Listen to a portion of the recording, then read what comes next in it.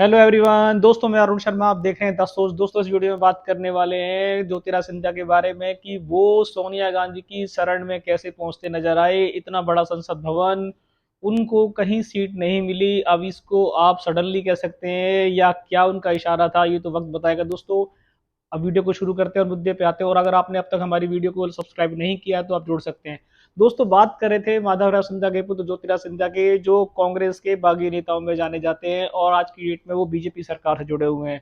पर जब कल नए सदन में देखा गया तो इतना बड़ा सदन जिसमें कितने सारे मेंबर बैठे हुए थे और बीजेपी का पूरा एक तरीके का दल अलग बैठा था और अलग दल बैठे हुए थे। पर ज्योतिरादित्य सिंधिया ने सोनिया गांधी को बोला कि खिसक जाओ और वहां वो बैठते नजर आए।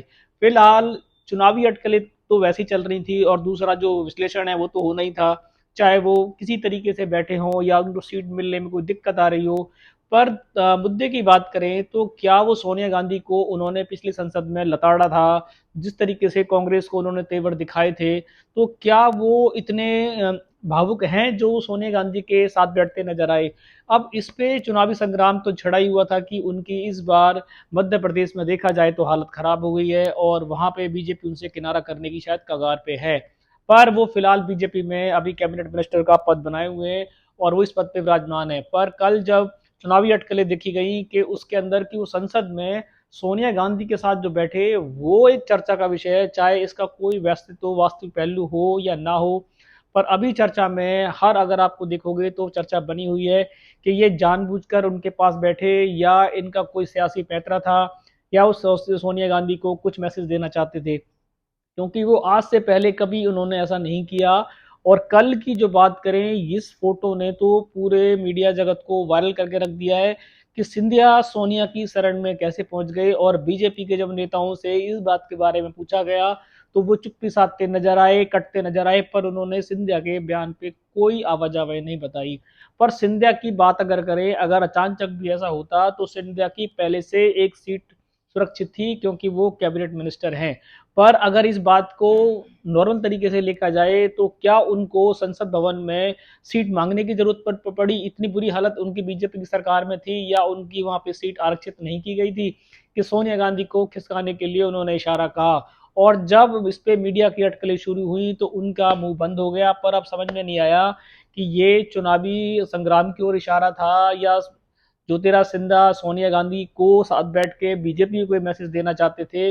इसका रिजल्ट अभी फिलहाल निकालना बड़ा मुश्किल है। सिर्फ इस पे एक अभी सियासी संग्राम छिड़ गया है और बीजेपी भी इस पे एक चुप्पी साधे हुए कि ऐसा क्यों हुआ, क्योंकि सभी मंत्री जितने भी संसद में बुलाए गए थे, जितने मेंबर थे पार्लियामेंट के, सबके बोर्डों के प्रॉपरली एक जगह सबको दी जाती है, सबका नाम प्लेट होता है वहां पे। पर सोनिया गांधी जैसे अलग, नहीं तो बड़े दल के नेता होते हैं, शायद उनको एक अलग दिया गया हो।